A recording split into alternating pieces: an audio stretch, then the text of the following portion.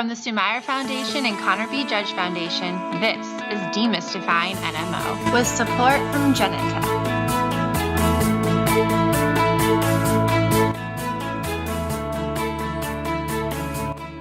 Welcome back to Demystifying NMO. As usual, I'm your host, Chelsey Judge. This episode is a special one. It's going to be a review of the NMOSD diagnostic process with a unique perspective from a clinician and NMOSD patient, Dr. Joanna Robles.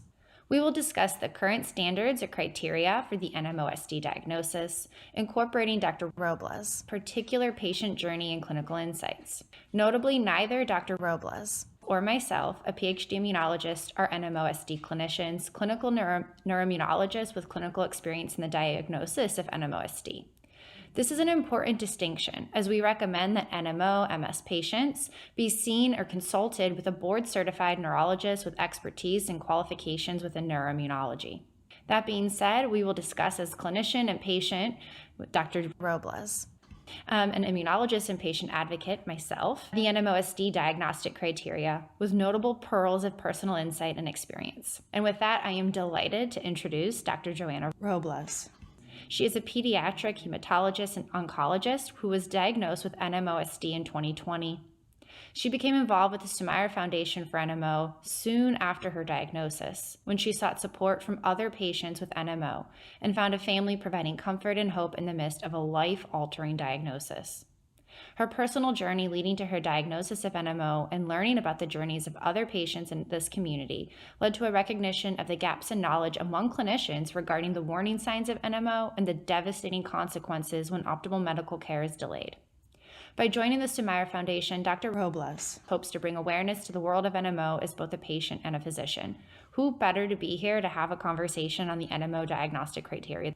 Dr. Robles, thank you so much for being with us today. I think that you're really going to provide excellent insight and experience as a clinician yourself and an NMOSD patient. I thought it was really ironic that I was an immunologist and my brother got NMO, but you have an even deeper irony. So thank you for being with us today.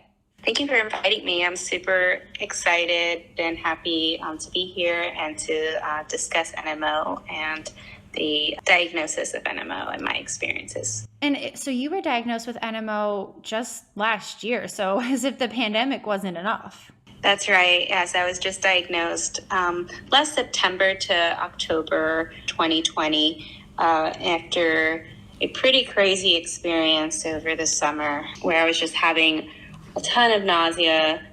Couldn't really figure out what was causing it, and then ultimately lost my left vision and was diagnosed with optic neuritis. I'm so sorry, and that I know how traumatic that process and confusing can be, even with someone who, has the high level of clinical education that you do.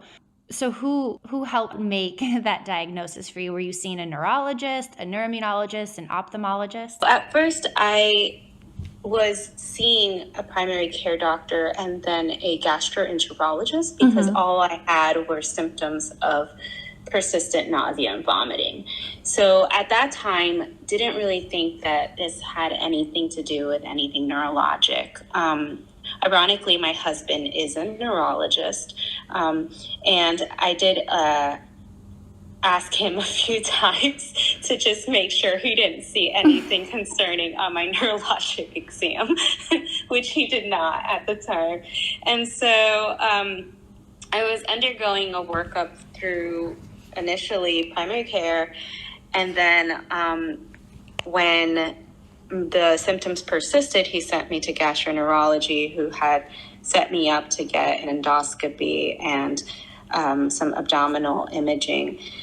At that point, I had been set up for all that, but during the course of that, had started to have the left vision loss. So I got set up to see a neurologist who ordered a brain MRI.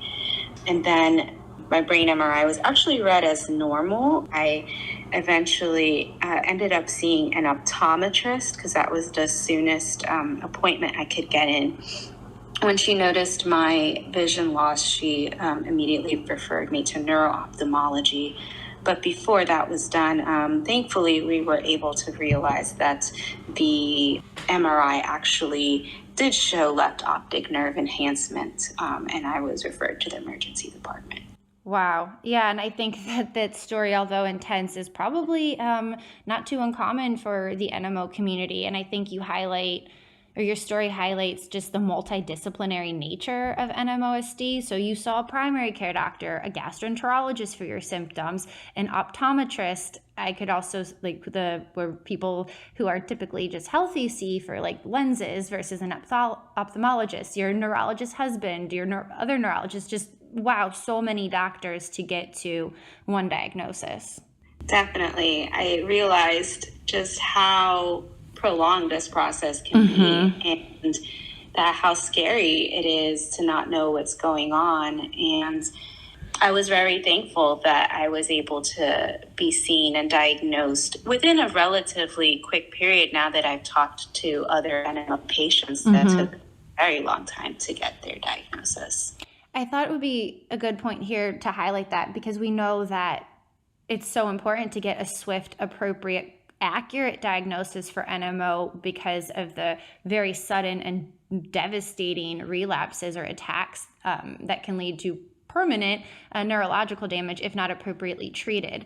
And so, this is why we're here, so that we give more awareness to the importance of a good, appropriate, accurate diagnosis to get the appropriate treatment. It really seems like as long as clinicians are aware of the diagnostic criteria for NMOSD, that it can be diagnosed by really a team effort. So an ophthalmologist, or neurologist, neuroimmunologist. But I thought it might be a little bit helpful to kind of explain where all these different specialists or ISTs are. What does it mean? And as a clinician yourself, if you could just walk through a little bit of the process, like what does it take to be a clinician, to be a doctor in general?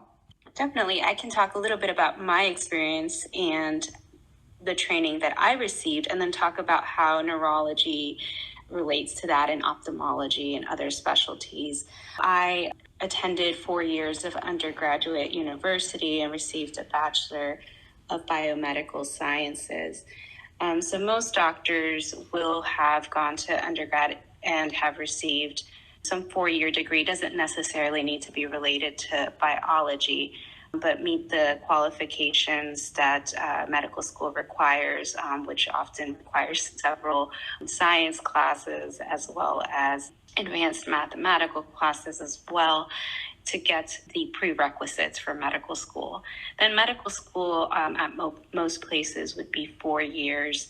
There are some physicians that decide to do an MD, PhD, and so that might be a longer process while they're getting both their medical degree and a PhD. And then afterwards, you do a residency of your choice, depending on what specialty you want to enter. So, for example, I did a 3-year residency in general pediatrics. And then after that, I decided I wanted to specialize in pediatric hematology oncology, and I did another 3 years of training for fellowship training to get to that point to be a pediatric hematologist oncologist. So a neurologist, on the other hand, would have done typically 4 years of undergrad and then 4 years of medical school at least. And again, these paths can vary if they had previous careers or if they had obtained other types of degrees along the way, taking a break or anything like that. And then after medical school, a neurologist typically does a 4-year residency, where one of those years is typically mostly focused on internal medicine, and those 3 years afterwards are focused on neurology. And I do have some insight into that process because my husband did have to complete a neurology residency. Wow, I still can't get over that irony. And so then, depending on if a neurologist wants to subspecialize, there are several neurology fellowships as well. So, for example, my husband did an epilepsy fellowship, and that can be 1 to 2 years, depending on the program. I think it's now standard to do a 2-year program. And many physicians that treat NMO have also done a neuroimmunology fellowship, which is 1 to 2 years afterwards, specifically focused on multiple sclerosis, NMO, and other neuroimmunologic disorders. But not all physicians that treat NMO have gone through that path. I think that's a really good point, and is that you might have neurologists who are treating MS, NMO, who have extensive experience in treating these neuroimmune disorders, but have not undergone a particular neuroimmunology or MS fellowship. But to my knowledge, it's also because those fellowships are relatively new within the clinical sphere. And so it seems like there's a bit of like a field shift where you are seeing more and more rising neuroimmunologists who have that particular specialty or fellowship training, at the same time where you have these designated neurologists who didn't go through that but have extensive experience. That's right.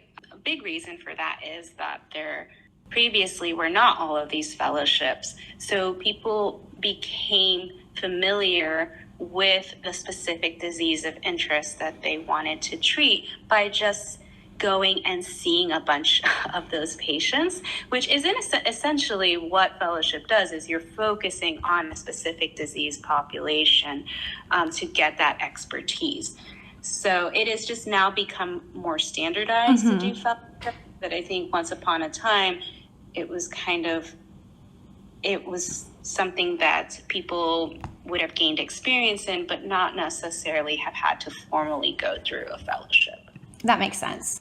And so now we're starting to see, I think, like more of a rise of those neuroimmunologists. And I've even seen, designated NMO clinics, like what Dr. Levy is doing out in Boston. And I think that that is really great and helpful to have someone just totally laser focused on NMO or one particular disease or specialty. But at the same time, NMO, MS patients can also get great, adequate treatment and care at other centers with other neurologists. That's right. And I will say that, just from my standpoint, for example, as a pediatric hematologist oncologist, there may be diseases that I come across that I haven't had a ton of experience in.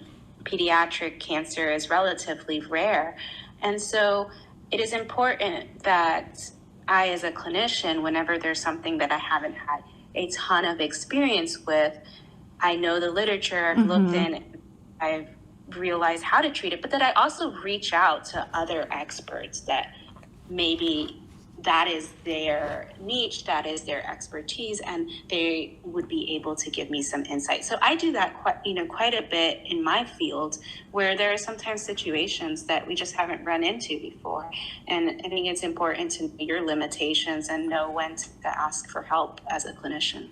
I love hearing that from you as a clinician, the importance of knowing your limits, and also just the power of collaboration with other experts and people who might have more experience or different experiences, especially with something like NMO, where as we get into the diagnostic criteria, a lot of it is a diagnosis of exclusion. And so you have to be able to tweeze out infections and other neurological or potentially vascular conditions. So I think that's really helpful to keep in mind.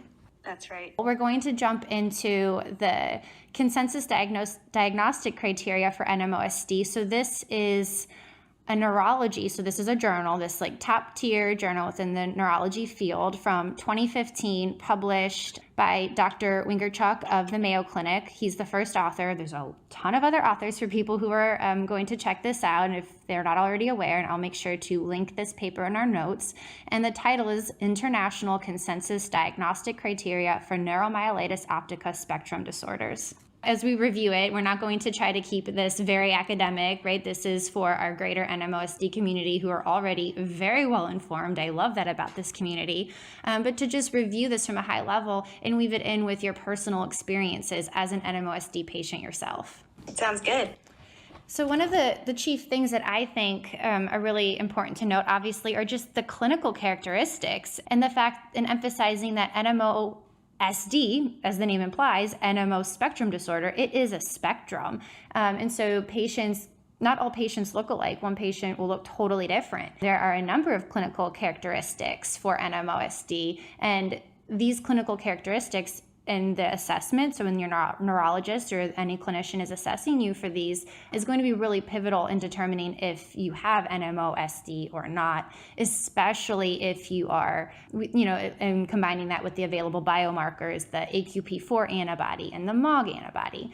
So I was wondering if you could speak to us a bit about the clinical characteristics that are known for NMOSD and your personal experiences. I know you've already shared some of the GI issues that you had to face. Yeah, definitely. So the GI issues that I faced were the result of what is called the area postrema syndrome. And so those are episodes of otherwise unexplained hiccups or nausea and vomiting. So later I came to realize that the cause of all my nausea and vomiting was because of this area of postrema syndrome, which is one of the core clinical characteristics of NMOSD. Another clinical characteristic is optic neuritis. So that's basically what caused my left vision loss due to inflammation of my left optic nerve. And so that is another common clinical characteristic for NMOSD, along with acute transverse myelitis, which can cause acute paralysis, paresthesias, bowel or bladder incontinence. And really, those symptoms vary based on how advanced the myelitis is at the time of diagnosis and intervention. Thank you. And I know that if a patient tests positive for AQP4, it's my understanding based off of this paper that to receive an NMOSD diagnosis, again, if positive for AQP4, so that's NMO seropositive, meaning you have this autoantibody to the aquaporin 4 on your blood work or via spinal tap, so in the cerebral spinal fluid, that is paired with at least one clinical characteristic that you just described. So either the myelitis, optic neuritis, area postrema syndrome, specific MRI lesions, or cerebral syndrome, that gets you the NMOSD diagnosis. However, there are about up to 20% of NMOSD patients who are not positive for the AQP4 antibody, and we call them NMO seronegative. And they, to my understanding, need to have at least two of those clinical characteristics to include optic neuritis, the acute myelitis with that longitudinally extensive transverse myelitis, or that area postrema syndrome that you yourself suffered from, to show dissemination or space, that basically the inflammation that's causing these pathologies is not localized in one specific part of the CNS. Does that make sense? Is that accurate? Yes, that's my understanding. And I think what made my diagnosis pretty straightforward was that I did test positive for the AQP4 antibody. And so that, in combination with my optic neuritis alone, was what met the diagnostic criteria for NMOSD. Interestingly, they did mention before that came back that it would be a bit trickier to convincingly make the diagnosis if that had been negative. Yeah, and I think that's what a lot of people are in a gray area. So while most patients, right, will test positive for it, there are a significant amount who do not. And then I think you have to go through, always to confirm and get an accurate diagnosis, but there's extra emphasis then on exclusion of alternative diagnoses as well as fulfillment of additional MRI requirements. So making sure that the imaging or the window into the pathology of NMOSD is met or is clear. And I think that hopefully the field is getting better, more specialized, so we have a greater understanding of those seronegatives. And maybe there's other autoantibodies, right? Like we were seeing with the rise of appreciation for MOG positive patients, that myelin oligodendrocyte glycoprotein antibody. So we are learning so much, and I hope, obviously the goal with these diagnostic criteria and the research is to make even swift, better, accurate diagnoses to, immediately get patients on treatment to better help their outcome.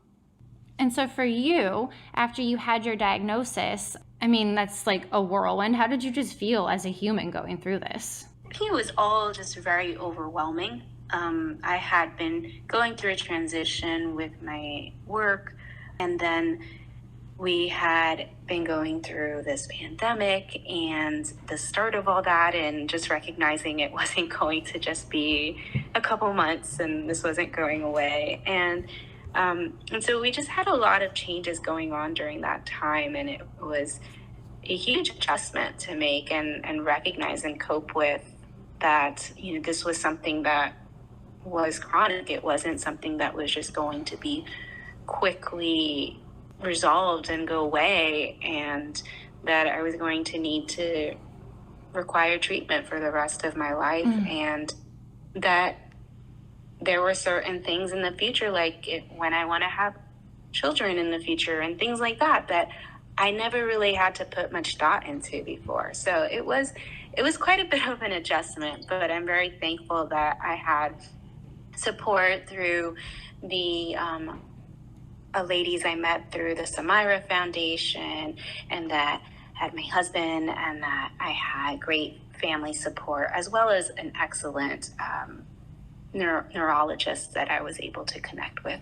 Yeah, I think that is really pivotal, is making sure that you have a really full social support system, including friends, family, patients like you, people who know intimately what you're going through, and then obviously a good relationship with your clinical care team. Just no words. I know how traumatic, life-changing, obviously, an NMOSD diagnosis is for you as a person, the patient, and the whole family, the whole team is really impacted by it as well. And kind of shifting gears just a little bit again is like highlighting like that it shouldn't be this way, that you shouldn't be, quote, lucky to get a fast diagnosis, right? Like, of course, no one wants to have these rare neuroimmune disorders like NMOSD, like MS, but that it's just so important to quickly identify what they are so that they can be appropriately treated. And I know that used to be, and still is to some extent, an NMO was misdiagnosed as MS, and that was obviously not good, because treatments for relapses in NMO are different than treatment strategies for multiple sclerosis, where some of those treatments for MS can actually not help or even worsen NMOSD. So just highlighting again the importance for a swift and accurate diagnosis, which is really based on understanding the current standards or diagnostic criteria. Definitely. And if there is someone seeing a neurologist who admits that neuroimmunology is not quite their expertise or comfort area, that they potentially seek out to see someone who is more comfortable with neuroimmunologic disorders. And then if you're comfortable sharing, once you got your NMO diagnosis, what did your acute relapse management look like? And then how swift or how quick did you and your treating neurologist, begin to put together a maintenance therapy plan? When I was diagnosed with the optic neuritis, I was immediately hospitalized for IV steroids. I received 3 doses of IV steroids, was transitioned then to a course of oral steroids while waiting for my AQP4 antibody to come back. Once that came back, I was able to get seen by a neuroimmunologist and was able to start a plan for what I would be starting for preventative therapy. And I stayed on the steroids until I started preventative therapy. It took about, so I would say I received I was hospitalized the week of September 20th, and then I received my official diagnosis, say, by October 1st. By the end of October, I did start my preventative therapy, which was rituximab. So it took a little bit just for coordination, because it needed insurance approval and it needed to have day hospital availability and all of these other logistics to get it set up. But fortunately, it wasn't too long of a wait for that. Well, that's reassuring and good to hear. And given the fact that we are now in year 2 of a global pandemic, can you speak to receiving this kind of diagnosis that requires immunosuppressive treatment? Can you give any kind of patient and or clinical insight to what that is like? Yeah, I think it definitely adds another layer of stress to an already stressful situation. You try to avoid exposures as much as you can. And when you're receiving ongoing immunosuppressive therapy, and specifically in my case and the case of many patients with NMOSD receiving antibody-targeted treatments, we don't know what our response to vaccines looks like and how effective it'll be for us. It's really stressful to think about us not having that same layer of protection. Mm-hmm. In my case, I often see patients with COVID. I have to gown up and go into the very rooms that we're trying to avoid. So that does add another layer of stress. Oh yeah, I can't imagine. So I'm going to have really 2 parts to this question because you have this unique perspective as both a clinician and an NMOSD patient. If you could go back in time to a little over a year ago now when you were receiving your NMOSD diagnosis, what would you tell yourself as a patient? And then also as a clinician, do you have any pearls or insights for your fellow clinicians? That's a really good question. Sorry, that's a big one. It's loaded, so please take your time. So I'd say as a patient going back, I delayed seeking treatment. I kind of said, oh, maybe the nausea is because I'm wearing a mask all day. I thought maybe it's because I was pregnant and kept taking pregnancy tests. And then I was like, maybe just keep eating something weird and try to avoid eating certain foods. And I kind of put that off. Also, as a patient, both a clinician and a patient, it's easy to get caught up with just life and staying busy with work and putting off your own health care. So I actually had not even established primary care despite living in this area for 3 years.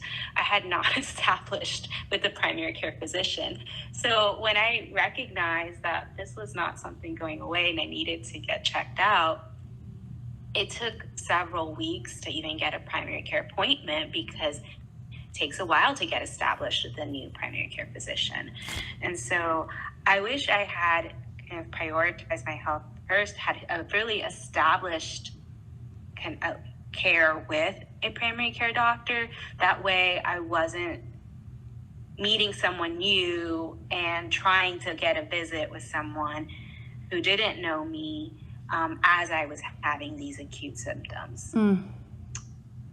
I think as a clinician, what I've learned is really the importance of listening to your patients, not following what somebody else previously said. I think a lot of times if there was a previous diagnosis that was put in the chart or a previous impression, it's easy to run with that and to get up with that. But I always try to go back and look at, okay, what is this patient telling me?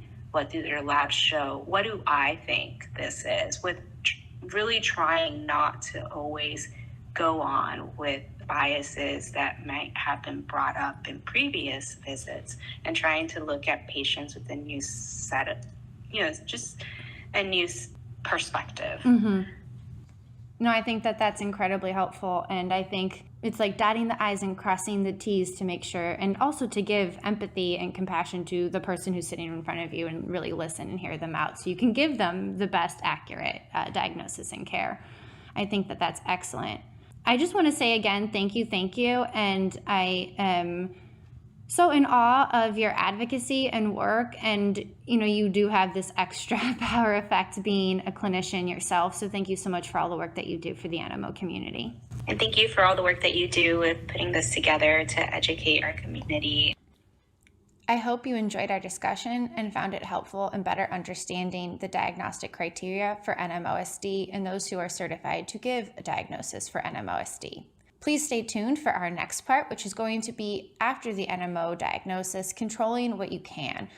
We will have this out to you in just the next couple of weeks. We hope that you are having a wonderful holiday season with those closest to you, and we hope that you are still staying vigilant and careful as the COVID-19 pandemic rages. Always remember the basics of what you can do. Get vaccinated, get a boost, talk with your clinical care team, wear a mask indoors, avoid crowds, social distance. We've got this.